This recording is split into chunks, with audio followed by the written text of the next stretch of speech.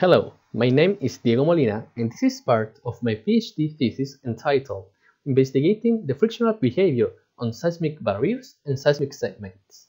My advisor is Andrés Tazara and this work is part of the project Núcleo Milenio Ciclo.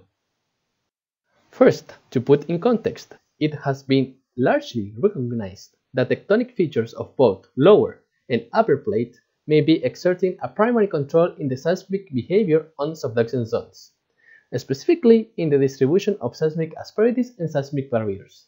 On the other hand, we also need to clarify that the distribution of asperities and barriers form the frictional structure of the megatrust and that finally it controls the seismic cycle. In the figure, we can observe the slip contour of the most recent big earthquakes, filling large sections of the Chilean margin.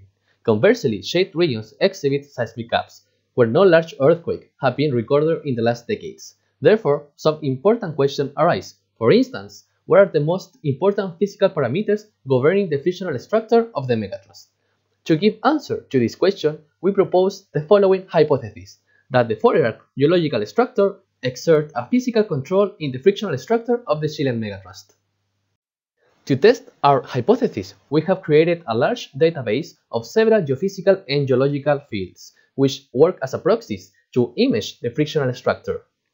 We also obtain the spatial correlation between gravity, locking, and friction through the principal component analysis to finally correlate with the seismic history of the margin. From this, we built a segmentation model from which some barriers and likely asperities can be interpreted. The current step is to investigate the frictional regime of these segments or barrier using numerical modeling. For instance, you can see how the earthquake nucleate and reach seismic velocities to then propagate along the fault and get locked again. Numerical modeling using rate and state friction is the current stage of the work. Considering that it might exist a thermal control in frictional behavior, specifically that between 100 and 350 Celsius degree velocity weakenings is predominant, we built a model to investigate the probability of velocity weakening barriers.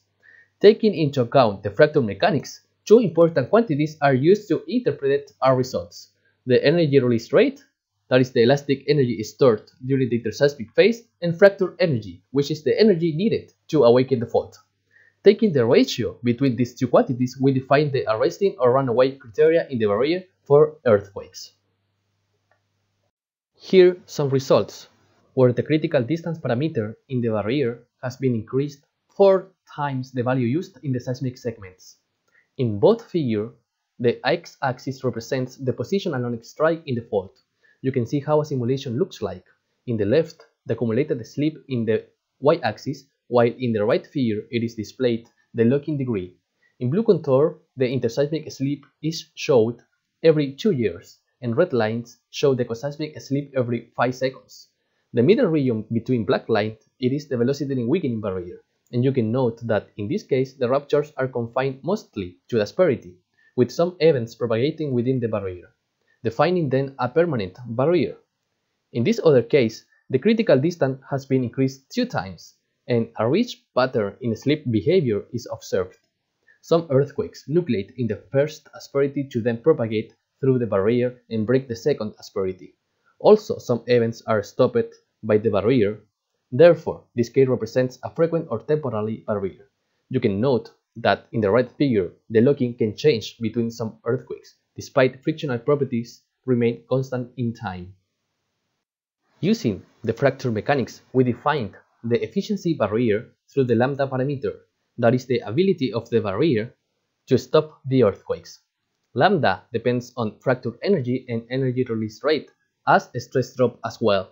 In the y-axis of both figures, the probability of earthquakes crossing totally the barrier is displayed, and you see that for low values of lambda, the probability it is high. It means as energy release rate is high, more events traverse the barrier. In the right, each point shows the locking degree averaged along the barrier for an entire simulation, and it is compared with the probability p. You can note that locking is always high, independent of the probability value. It is because of this last observation that we need to pay attention in how we interpret locking proxies.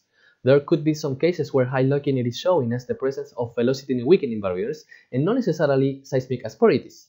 On the other hand, as fracture energy depends on normal stress in critical distance, it is likely that if there is some tectonic control on seismic behavior could be happening through this quantity. Finally, in order to validate our results and get more confident interpretations, the task is to improve our models incorporating more realistic conditions, for instance, a more representative geometry and including viscosity as fluid interaction. Thank you for your attention.